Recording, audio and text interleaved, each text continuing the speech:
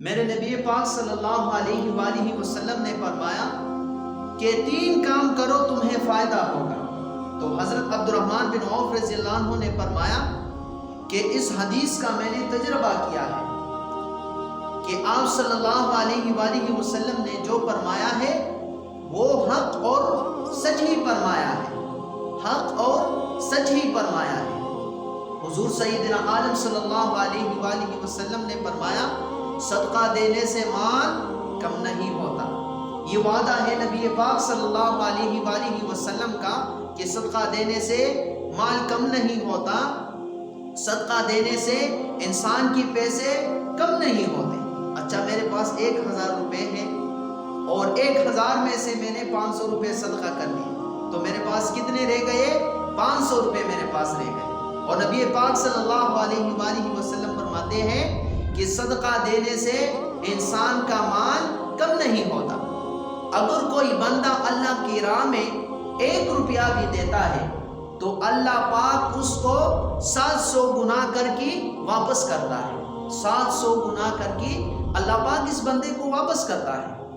نبی پاک صلی اللہ علیہ وآلہ وسلم نے فرمایا کہ صدقہ دینے سے مال کم نہیں ہوتا۔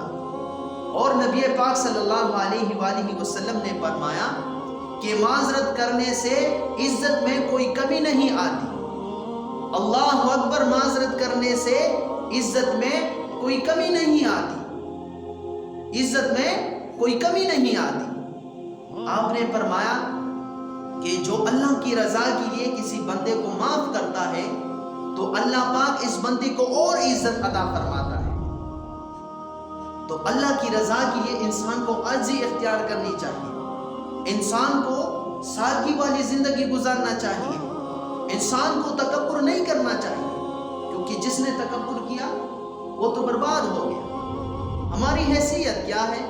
ہم تو مٹی سے پیدا ہوئے ہیں اور مٹی میں واپس جائیں۔ ہماری حیثیت کیا ہے کہ ہم تکبر کریں؟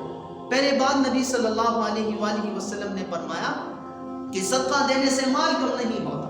دوسری بات نبی صلی اللہ علیہ وآلہ وسلم نے فرمایا کہ معاف کرنے سے انسان کی عزت میں کوئی کمی نہیں آتی۔ اس میں 2 باتیں آ گئی، ایک یہ کہ صدقہ دینے سے انسان کی مال میں کوئی کمی نہیں ہوتی، انسان کے پیسے کم نہیں ہوتے، اور دوسری بات معاف کرنے سے انسان کی عزت میں کوئی کمی نہیں ہوتی۔